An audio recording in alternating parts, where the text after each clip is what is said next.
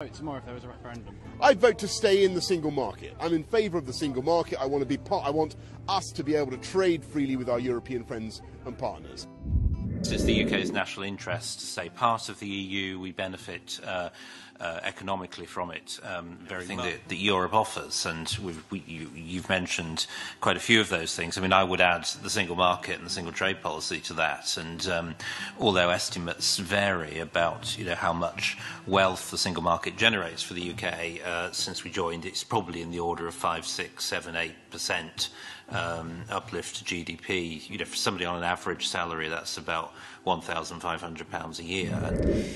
For the life of me, I can't understand why the Labour Party decided to focus on the black hole, the 22 billion black hole, in the hope of getting the country to blame the Conservatives so that they can remain the party of trust, because that's basically what Osborne and Cameron did in 2010.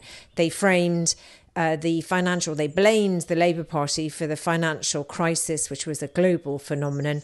But it was enough to make people think, I'm not going to vote Labour again because they can't be trusted to manage the economy.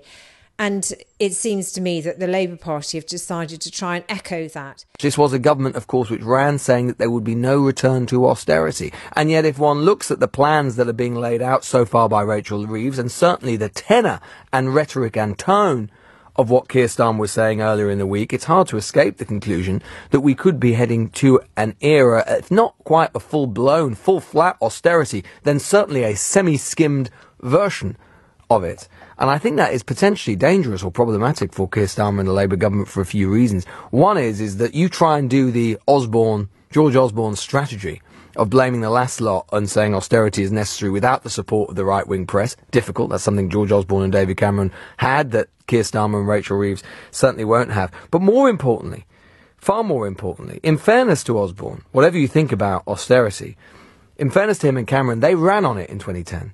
They went into the general election, they said, this is something we're going to do, not just because we believe it is necessary, and this is the second part, not just because we believe it was necessary, but because we actually believe, to some extent, that it is a good thing. It was their vision, not only for how things were going to get worse in the short term, but actually how things would get better ultimately. Keir Starmer and Labour aren't saying that. They're saying they're going to have to make these decisions.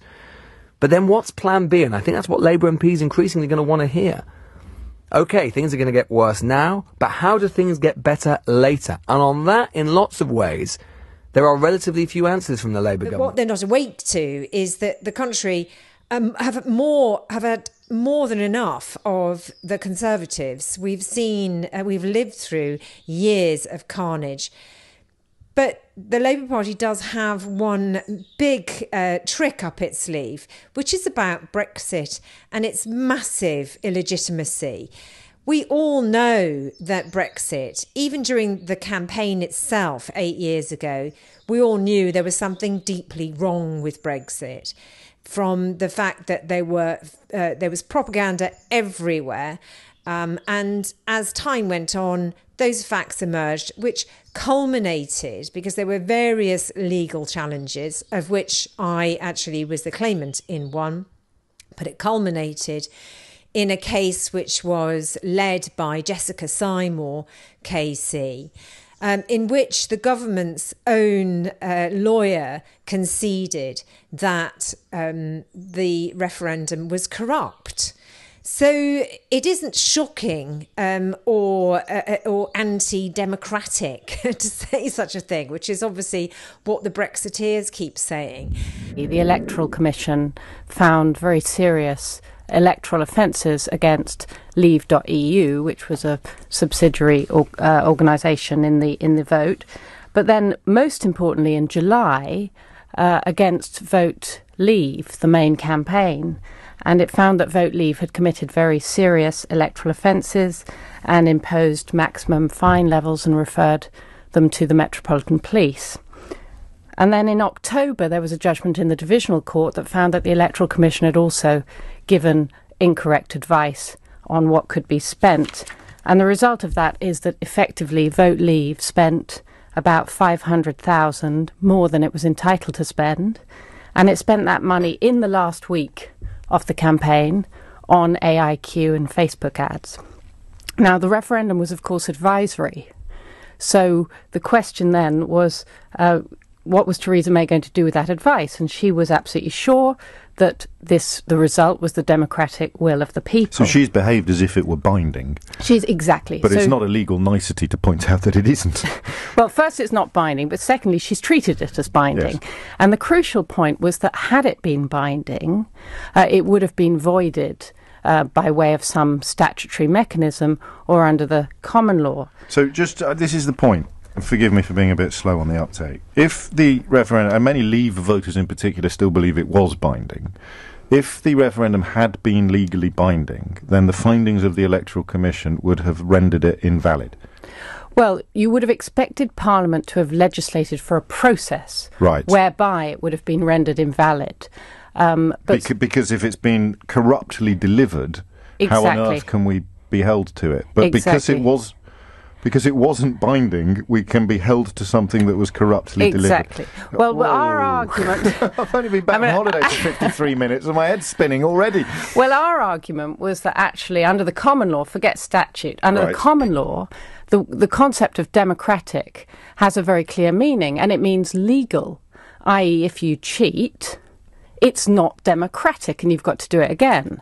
And that's mirrored in the Venice Commission and international law. So international law has effectively adopted the common law and said if there's mass cheating, which there was, then the result will be voided. So that's fascinating because, of course, the will of the people is meaningless if the people were victims of corrupt practices or lied to. Exactly. And the right to vote is not a right to tick a box. It's a right to tick a box in a legal process. Because obviously ticking a box in a process that involves massive cheating is not worth doing.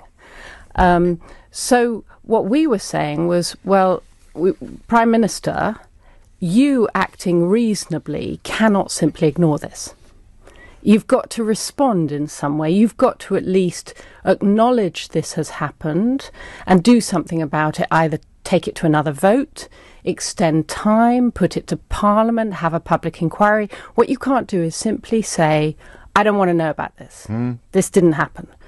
And that was effectively our argument, and that was dismissed. So the court essentially found that the Prime Minister is not obliged to take account of the mounting evidence that casts doubt on the legitimacy of the referendum. Well, it's slightly worse than that, I'm afraid. It's slightly worse than that because the High Court actually found that we were too late. We were out of time. Yes. So the High Court said we should have brought the claim within 3 months of the expenses having been lodged at the Electoral Commission, which would have been December 2016, or 3 months off her notification. But of course, at that point, nobody knew about any of this. So we were in a kind of... It was only in July that that 675 grand that suddenly popped up in the fashion student's bank account was discovered. Well, there were rumours around, but certainly when she notified, the Electoral Commission had in fact closed its investigation, and a judicial review had to be brought against the Electoral Commission to get them to reopen it, which led to their result in July 2018. So we've actually been told we should have done something which was impossible, and in fact would have failed at that point because it was impossible. And we've also been told, well, Parliament's now in control, which we know this week is not true. In control of the thing that Theresa May keeps postponing. Exactly. Yes. So Parliament's taking control of the process. And we've also been told that administrative convenience requires that this sort of be let go of. And as I said to the court, it is difficult to see how it is administratively convenient to treat an unlawful referendum as lawful. But in any event, the final thing which the court kept asking about was, well, how can we prove it actually had an effect? And the law is clear that you don't have to prove it because, of course, you can't. If someone cheats in a bicycle, in a Tour de France, you can't actually prove that they wouldn't have won if they hadn't taken those drugs. Sure. And this is where Emily Thornberry, sitting in this chair last week, somewhat disingenuously was arguing that nobody thinks that they were influenced by the AI. So that it plays into that narrative, albeit not in legal terms, but in rhetorical terms. And we were arguing that it wasn't just the Electoral Commission's findings, it was also the ICO finding Leave.eu 120 grand, the DCMS findings, the AIQ Mueller investigation, which everything. The Canadian Parliament has done astonishing work doing, but ours, despite the best efforts of Damien Green, remains. Brexit is an abusive reality. It has stolen, it's robbed our fundamental rights. And, you know, when you see the Brexiteers all crybabying about the potential of not being able to have a fag in a pub garden, and they keep saying that free speech is at threat, well, you know, you must be joking.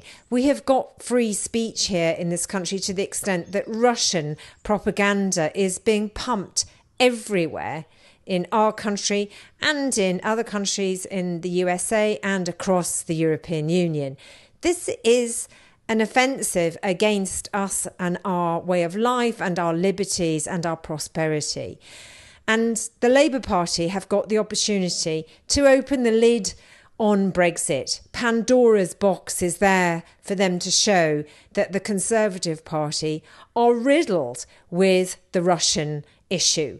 We know that Boris Johnson went out to that Russian villa in Italy and lost his security detail.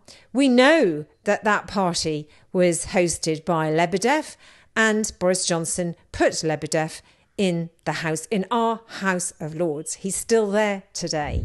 Johnson's casual relationship with the truth when he's in a tight spot does not appear to have changed, even after it cost him his premiership. Today, he defended meeting, when he was Foreign Secretary, a Russian oligarch and former KGB agent without any of his officials with him. He said no government business was discussed, with the significant hedging of bets, as far as I'm aware. Whatever that may mean. Carl is here to discuss all this. Not quite sure how he couldn't have been aware what was discussed since he was in the meeting, but there we go. What do you make of all this? Yes, it does somewhat. What do you make of all this? Well, look, let me take viewers back to April 2018 when this happened. Boris Johnson was, as you say, Foreign Secretary. He went to a private weekend-long party in Italy, hosted by Evgeny Lebedev, who owns businesses, including newspapers, in this country. At the party, he met Evgeny's father, Alexander Lebedev, who, this is significant, is a former KGB agent and also still has links to the Putin regime.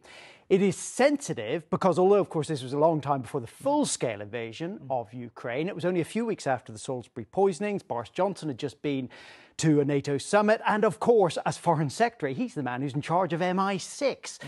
But as he was meeting Alexander Lebedev in a private capacity, there were no officials there and there's no record taken of what was said. Now, today, Boris Johnson wrote to MPs and said, look, officials knew in advance that he was going to the event. All security protocols were followed. He had no ministerial papers with him, and then added that remarkable line that you just said, as far as I am aware, no government business was discussed. Now, at the very least, that does make you wonder whether or not the Prime Minister's awareness was all that it could have been at the time.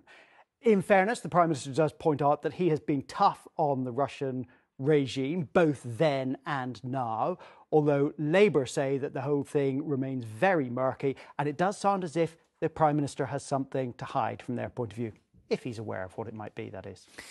Okay. We also know that the Conservative Party had an organisation called the Conservative Friends of Russia.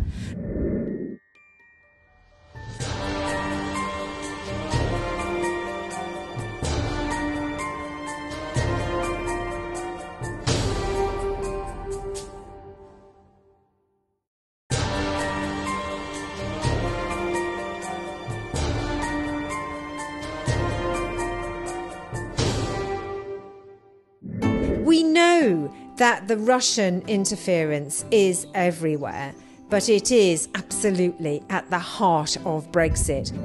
Референдум-то прошел. Но что ей делать? Она должна исполнять волю народа, высказанную на референдуме. Или это тогда вообще не референдум? Кому-то не понравилось снова и снова. Ну, это что, демократия, что ли?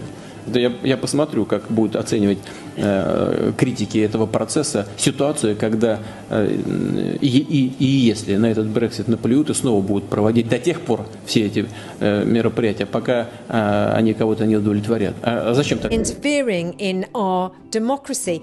Imagine if we tried to interfere in Russia's democracy. Well, we can't. You know, it's as simple as that. So we have to actually wonder why Keir Starmer and the Labour Party are dragging their heels on this. What is stopping them from opening up the Russia report and ensuring a Brexit inquiry? In my view, Brexit is invalid, illegitimate, and needs to be opened up and examined, and we need to go back to the European Union and show that this is the case. We need another vote on Brexit. We always needed another vote on Brexit, but the crybaby buntins, the Brexiteers, whinge constantly, and the reason they whinge constantly about another vote is because they know that the decision, or the fake decision, as I should say, is unsafe, and that the polling shows that now, if it was put to the country, it would vote to get rid of Brexit. It never actually wanted to do Brexit.